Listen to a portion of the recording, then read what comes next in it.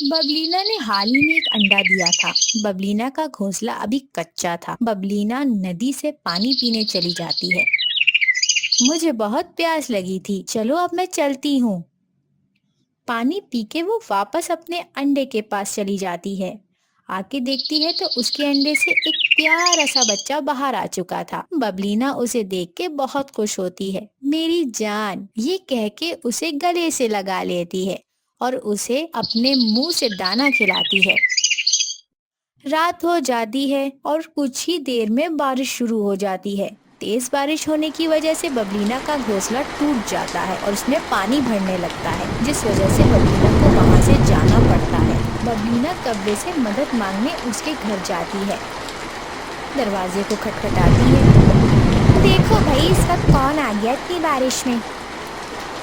ارے ببلینا، تم اس وقت یہاں کیا کر رہی ہو؟ کبے، مجھے اپنے گھر میں ایک دن کے لیے رکھ لو، تیز بارش ہونے کی وجہ سے میرا گھونسلہ ٹوٹ گیا۔ میں جگہ دے دیتا، مگر میرے گھر میں مہمان آئے ہیں۔ ایسا جھوٹ بول کے کوا ببلینا کے منہ پہ دروازہ بند کر دیتا ہے۔ ببلینا اڑ جاتی ہے وہاں سے۔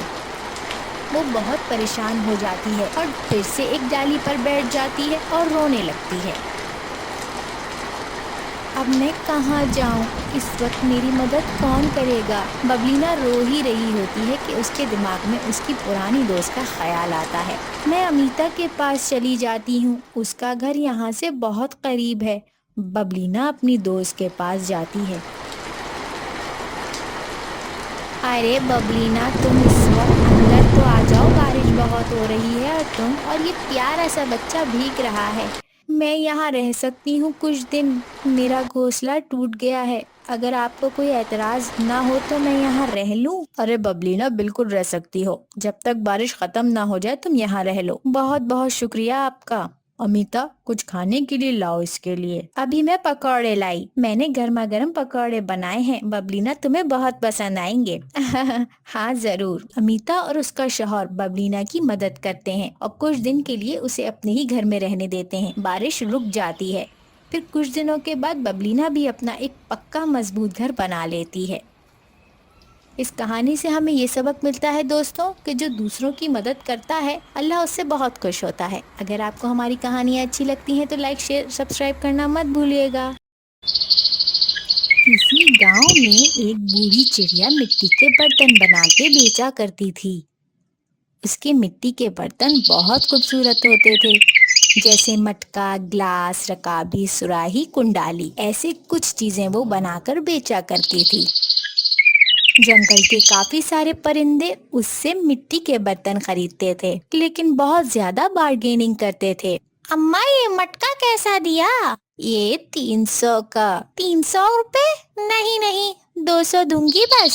بیٹا، یہ مٹکا بہت بڑا ہے، یہ چھوٹا والا 200 کا ہے۔ نہیں نہیں، یہی والا دے دو۔ اچھا بیٹی، لے لو۔ جنگل کے کچھ پرندے چڑیا کو بوڑھا سمجھ کے اس سے بہت زیادہ بارگیننگ کرتے تھے۔ یہ سب دیکھ کے بوڑھی چڑیا کی بیٹی ببلینا کو بہت غصہ آتا تھا۔ آپ کیوں ان کی باتوں میں آ جاتی ہیں؟ آپ بھی اڑ جایا کریں، کہہ دیا کریں کہ جو چیز جتنے کی ہے اتنا میں ہی دوں گی، لینا ہے تو لو ورنہ جاؤ یہاں سے۔ ببلینا بیٹی، اگر میں ایسا کروں گی تو گھر کیسے چلے گا؟ میں نے سوچا ہے کہ اب میں کچھ کام کروں اور آپ آرام کریں۔ کیسا کام بیٹی؟ میں سوچ رہی ہوں آپ کے مٹکے کتنے بکتے ہیں، تو کیوں نہ میں کچھ ایسا بیچوں جس سے آپ کے بنائے مٹکے بھی استعمال ہو جائیں اور آپ کی محنت بھی ضائع نہیں ہو۔ لیکن بیٹی، ایسا کیا بیچو گی تم؟